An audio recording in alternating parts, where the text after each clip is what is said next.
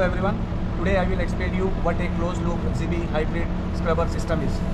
As you know, this closed loop system is used where in certain countries we are not allowed to discharge the scrubber wash water which is coming from the scrubber. So in those countries we have to keep that washed water containing soot and carbon on board.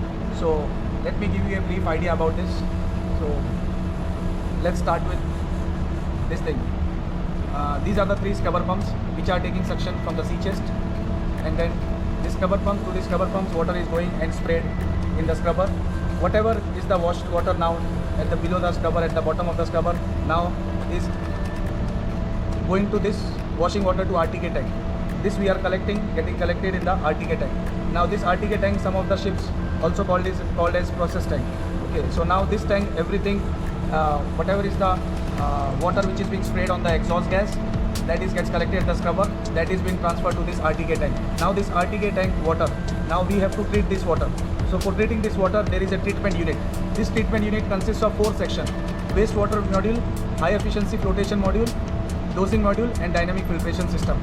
This water treatment unit I will explain you later by showing you how it works and what all things you have to mainly look at while using these units. So let me give you an idea that this water treatment unit is treating the water which is there in the RTK tank, and then through that, if the water is clean, here clean water means if the pH is within the limits and turbidity is within the limits, then it is transferring that to zero discharge tank. This is holding tank, this is the zero discharge tank. Any one of the tank you can use. This is the clean water which having the pH and turbidity in limit.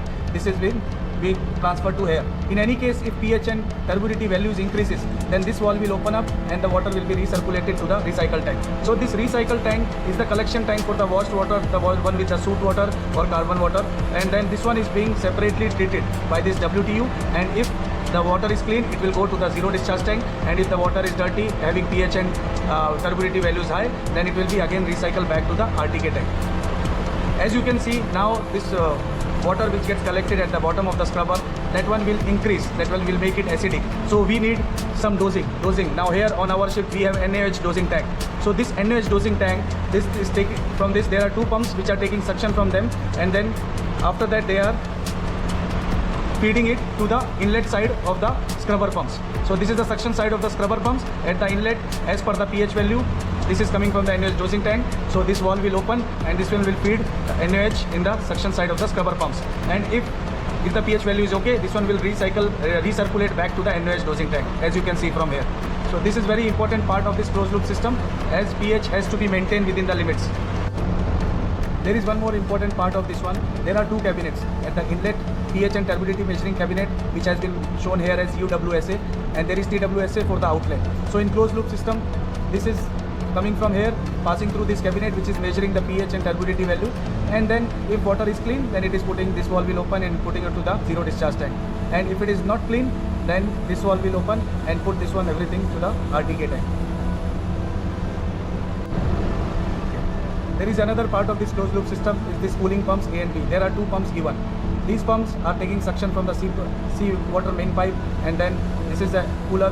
This cooler is basically for one side is through this cooling water pump, sea water is passing through and going overboard. Another side, if your water temperature in the bottom of the scrubber, whatever water is collecting, that one is going to the RTK tank. So RTK tank, that water gets temperature high. So as per the setting, this pump will cut in and then it will run, and this valve will open and then this valve will be closed. So the cooler will come into use and will cool down the scrubber temperature and ultimately the RTK tank temperature. Here it has been shown 21.8 degrees Celsius. So now it's not required, that's why it's not cutting.